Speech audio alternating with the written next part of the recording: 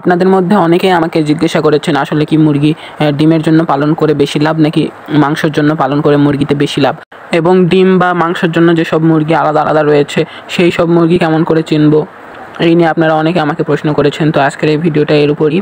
তো আসসালামু আলাইকুম, আশা করি আপনারা সবাই অনেক বেশি ভালো আছেন। আল্লাহর রহমতে আমরাও ভালো আছি, সুস্থ আছি।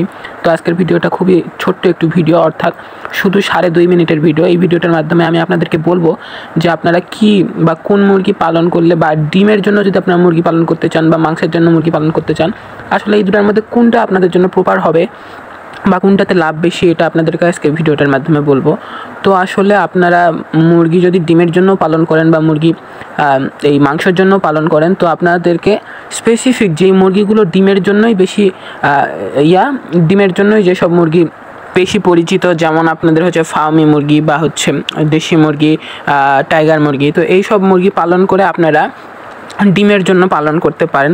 কিন্তু আপনারা যদি এদিকে দেখতে পান, যদি আপনারা পোলট্রি মুরগিদের ডিমের জন্য পালন করেন, সেদিকে তো আসলে সেটা হবে না, কারণ পোলট্রি মুরগি সবাই সচরাচর মাংসের জন্যই পালন করে এবং পোলট্রি মুরগি মাংসের জন্যই প্রপার।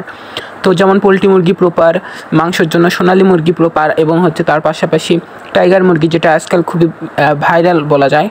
তো এটাও কিরকম অনেক মাংসের জন্য একেবারে প্রপার একটা মুরগি। তো আপনারা যারা মাংসের জন্য স্পেসিফিকভাবে মুরগি পালন করতে চান, তারা যদি লাভবান হতে চান আপনাদের এই এই মুরগি পালনে, তো আপনারা হচ্ছে মাংসের জন্য পালন করতে চাইলে এই 3টা মুরগি, যেমন টাইগার মুরগি, তারপর হচ্ছে ব্রয়লার মুরগি, এবং আপনারা এই মুরগিগুলো আপনারা পালন করতে পারেন। এবং যদি ডিমের জন্য স্পেসিফিকভাবে অন্য আলাদা একটি মুরগি যদি আপনারা পালন করতে চান, সেই মুরগিগুলো যেমন ফার্মি মুরগি, দেশি মুরগির ডিমের দাম সবচেয়ে বেশি, আপনারা সবাই জানি আমরা। তো দেশি মুরগি, তারপর হচ্ছে লেয়ার মুরগি, এগুলো আপনারা ডিমের জন্য পালন করতে পারেন। কিন্তু আপনারা যদি ডিমের মুরগি যেমন ফার্মি মুরগি বা দেশি মুরগি বা লেয়ার মুরগি, এরা মাংসের জন্য পালন করা মানে আপনাদের ব্যবসায় লাল বাতি জ্বলে গেছে।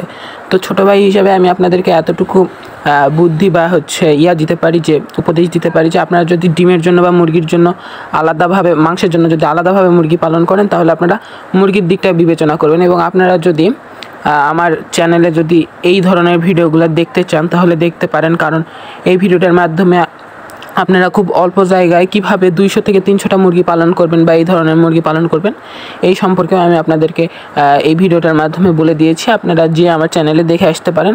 তো এই ভিডিওটা খুবই অল্প সময়ের জন্য ছিল, তো আশা করি আপনাদের ভালো লেগেছে। আসসালামু আলাইকুম, সবাই পাশে থাকবেন, সাথে থাকবেন।